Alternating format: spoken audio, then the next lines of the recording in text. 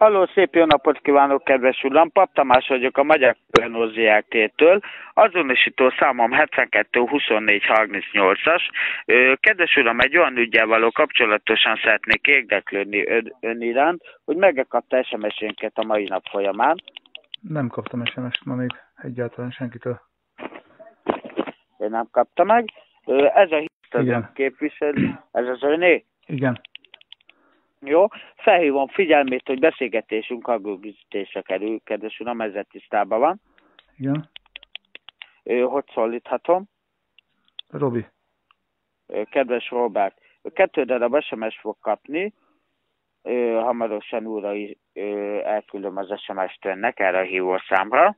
Egy örömhírben szolgálok ön felé, kedves Robert. Elmondanám akkor telefonálásom célját, amíg SMS-ünk nem ér oda. Az előbb leegyeztetett hívószám a Telenor Zrt. Szeneccse játékánál egy gépi sorsoláson vett részt, ahol lehetett nyerni különböző nyereményeket, különböző összegeket, kedves uram.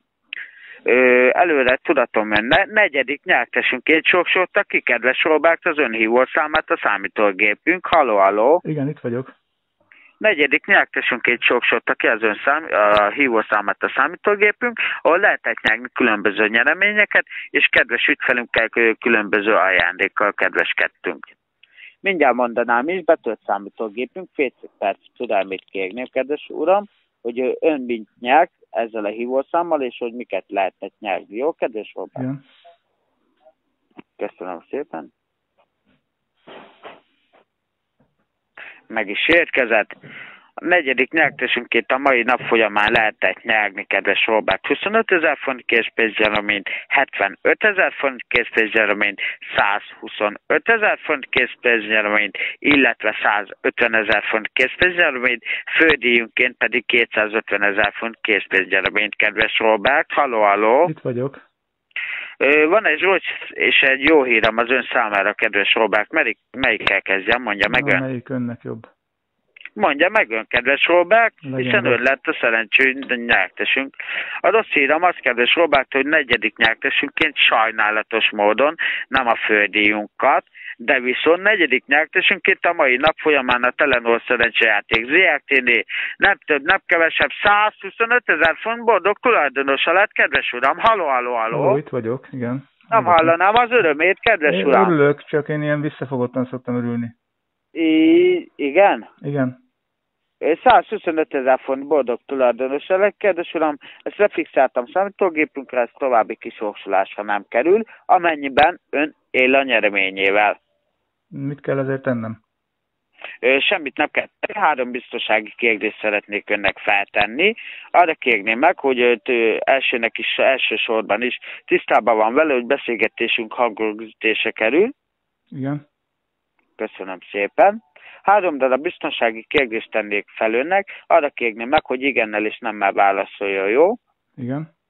Rendben van, köszönöm szépen. Meg van elégedve a Telenor díjcsomagunkkal? Igen, persze. Köszönöm szépen. Úgy látom, ön egy régi ügyfelünk itt nálunk a Telenor Zrt-nél. Kérdeztem önt. Sajnos... Maga a telefonszolgáltatás, meg a net az jó, az 10-es. Jó, köszönöm szépen, kedves uram, erre voltam kíváncsi. A 125 000 való kapcsolatosan, a készpénznyereményel való kapcsolatosan, erre is igennel és nemmel válaszolja. Jó, kedves Robert, erre kérném meg. Igen. Bankkártyával, illetve online netbankkal rendelkezik-e? Nem. Semmelyikkel a 2 közül? Semmilyen segítséget nem tud kérni, amire át tudjuk ezt emelni, ezt a 125 000 font készpénznyereményt? Nem, csak postán esetleg. Jó, nézem a további opciónkat. Van egy olyan opciónk, hogy postai úton tudja a Telenor Zrt. Holnapi nap déli és 11 óra között házhoz vinni ezt a készpénznyereményt, de ezért regisztrálni kell önmagát. Ezt a regisztrációs kódot egy legközelebbi feltöltőállomáson tudja elvégezni, kedves uram.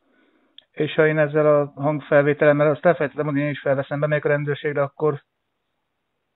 Semmi probléma nincsen vele, kedves Robert. Ez eléggé büdös így már, szóval ne haragudjon. Hogy? Hát itt már regisztrál, meg stb. Most, hát regisztrál vagyok a Telenornál, akkor most nem értem, hogy kell még regisztrálnom. Így van, kedves uram, de a szerencsejáték ZRT-től hívom ön. De a Telenor szerencsejáték ZRT nincs, uram. Azzal kezdte, hogy Telenor szerencsejáték, ilyen nincs. Kedves uram, itt dolgozok évek óta. Igen, azért magántelefonszámot ír ki. A Telenor mindig jelzi a hívószámot, nem magántelefonszámot ír ki.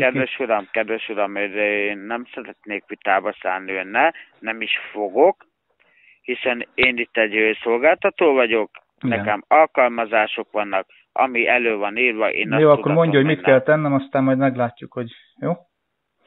Arra van csak szükségünk, hogy mennyi időn belül tud elfáradni a lehető legközelebbi töltőállomásra. De miért kell elmennem töltőállomásra, azt mondja hogy nekem. Hogy a postai futárunk tranzakciós díját megfizesse. Na ez a vicc, látja?